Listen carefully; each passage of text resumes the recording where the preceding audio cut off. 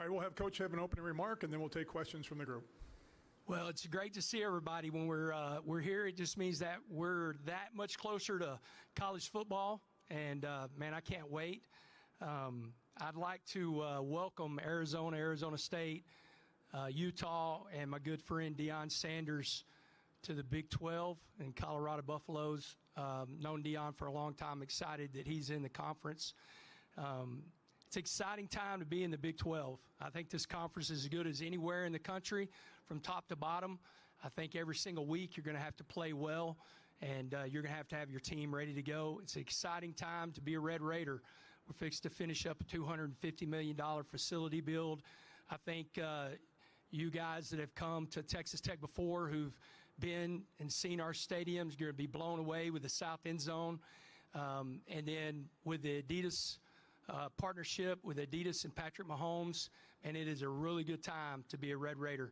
I'm excited about this football team. I'm proud of our guys in the off season and the summer and what they've done so far. And so with that, I'll open it up with any questions. All right, we'll take questions. Go start here in the front row, right in the middle.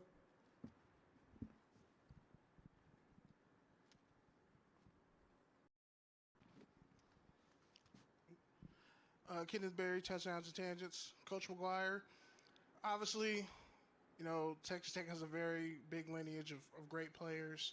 How have you managed to kind of tap in the culture to make Texas Tech just tough across the board?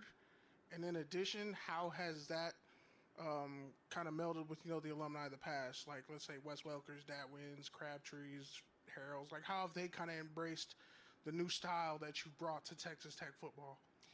Well, the alumni has been absolutely incredible. Wes Welker came out and spoke to our team this year and spoke at our coaches clinic. Zach Thomas came out and spoke to the team. And so the alumni, the past players, they know that the doors are always open. The one thing, you know, you ask about the roster, the one thing going into year 3, this is the deepest that we've been. We have 142 college starts in the offensive line. My very first year, we played 3 defensive tackles. I had 2 defensive tackles that played more snaps than anybody else in the country. We feel like we have 7 defensive tackles that can play in the game. And so I think the one thing, the roster is really changed. We have more talent. We have more depth. And just the style of play and what we believe in, we've embraced Texas Tech and West Texas, and I think the alumni really appreciate that. We'll stay on the right side, row 3. Coach, Tyler Budge, CF Budge. Last couple seasons, you've had some turmoil, some early losses in the season, but then some really strong finishes that culminated in a bowl victory. What do you credit those strong finishes to, and what are some of the things that you guys are doing to try and start faster out of the gates to start the season? Man, that's a great question. That's the question that we've been searching throughout this offseason because, you know, we played well at home. And we played well late. We're 8-2 in November and December games, you know, and we've got to continue that because we've got some really tough road games late this season. You know, I think the biggest thing is you contribute to being able to play and keep playing throughout the seasons, our culture. You know, we have a really healthy locker room. Our guys love each other, care about each other, and, you know, will really step in and keep playing for each other. So I think that's a big part of it. To get to a fast start, the great thing is we got 5 of our first 7 games are in Lubbock, Texas. And everybody knows it is a really tough place to play in Jones AT&T Stadium. And so we've got a great opportunity to get started on a fast note. You know, and we need to do that this year to get going in the right direction. On the left side, in the middle on row 4. Hey, Coach, Blair Kirchhoff with the Kansas City Star, and you mentioned Patrick Mahomes in the opening there, and we've seen the imagery on the field and the Adidas relationship now. But can you expand more on the relationship between your program and Patrick Mahomes? Yeah, I really would. I don't think anybody in here can come up with a guy at the level that he's playing at, the best quarterback in the world, and doing what he's doing. Whenever it comes to university, and is going to continue to do that. You know, I always tell everybody we're playing in Lawrence, Kansas last year, and probably the large majority of the NFL on their bye week are going somewhere to take a break, and he's on the sideline in Lawrence, Kansas, watching us play the Jayhawks. You know, the guy just absolutely loves Texas Tech. And what's cool is being able to join Adidas and Patrick Mahomes. You know, he gets to wear that double T every single day without any tape over any other logo. And so, you know, I just really credit him for what he's done. And he's one of the guys literally that texts me because his number changed. Text me, Coach, hey, what do you need? I mean, he's just one of those guys that's always there for us. We'll stay in the middle.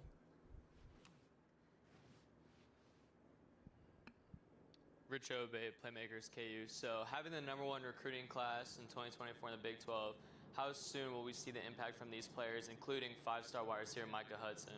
Yeah, you'll see week 1. Micah Hudson is, you know, a couple of coaches have talked about generational player. Like he is, he's really special. He's extremely athletic, but, you know, his maturity level and the love of football and just the love of the locker room. I haven't been around a lot of people like that, but you know, the one thing about that class, I'm really excited. I mean, we have 3 safeties that all ran in the state track meet. You know, they've come in, and I'm anxious to see them. They didn't go through spring because they were still in high school, so I'm anxious to see Malik, Oliver, and Peyton. You know, we had some guys that did come in along with Micah. Will Hammond had an absolutely incredible spring.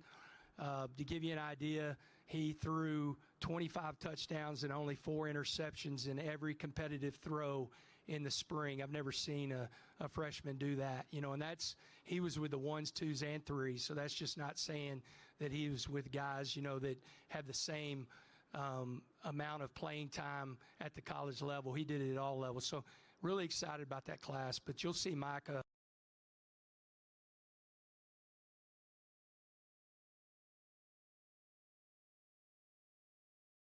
Deion Sanders' name. What is it Coach Prime brings to this conference and CU's return to the Big 12? Yeah, you know, I'm a Texan and grew up the old Southwest Conference and then the old Big 12, so it's great to see Colorado back, you know, in the right conference. And man, I love Deion. I always tell everybody, I coached Bucky, his oldest son, in high school, and he's honestly the best dad of a player that I've ever had. He was absolutely incredible. But what he brings, man, he's who he is. He doesn't make any excuses, and he doesn't take anything back. He's going to say what he believes in and say, you know, what he thinks. He brings a lot of excitement. I think Colorado is going to be really good. They've added a lot of talent, and they do have one of the best quarterbacks in the nation, you know, and whenever you've got a quarterback like his son, you know, that can make plays with his arm and his feet, you know, you've got a chance to win games. I think it's going to be a lot of fun. I am glad that he gets to come to Lubbock first before I have to go to Boulder. I think that's going to be a big game late in the season, and I'm excited to see him. Right side, 3/4 of the way back. Coach McGuire, Alex Blackburn, college football dogs. How will new offensive line coach Clay McGuire do in developing this offensive line that has quite a few new pieces to it? Yeah, that was a huge hire. Number one, to get Clay back to Lubbock. You know, he's got a lot of experience in a very similar offense. But what I was excited about and what he's shown exactly who he is, he's an absolutely incredible teacher. And that's the one thing that I think we were needing, somebody that could really develop our offensive line, not just the young guys, but whenever you're adding guys from the portal and they're learning a new offense, you've got to have somebody that's a great teacher, and that's the one thing Clay's done, man. He has done a great job. I'm really excited. He was a guy that we were looking at whenever I first got hired. It didn't work out, but it's good to have him home. Go to left side, halfway back in the middle. Bryce Cherry, Waco Trib. Joey looking sharp in that plaid jacket. It looked like Wimp Sanderson out there. My question for you is this: what do you want Texas Tech football to be most known for, and how close are y'all to that? Yeah, I think the biggest thing, being the toughest, hardest working, most competitive team, but it starts with being tough. If you're going to win games on the road, you got to be a tough football team.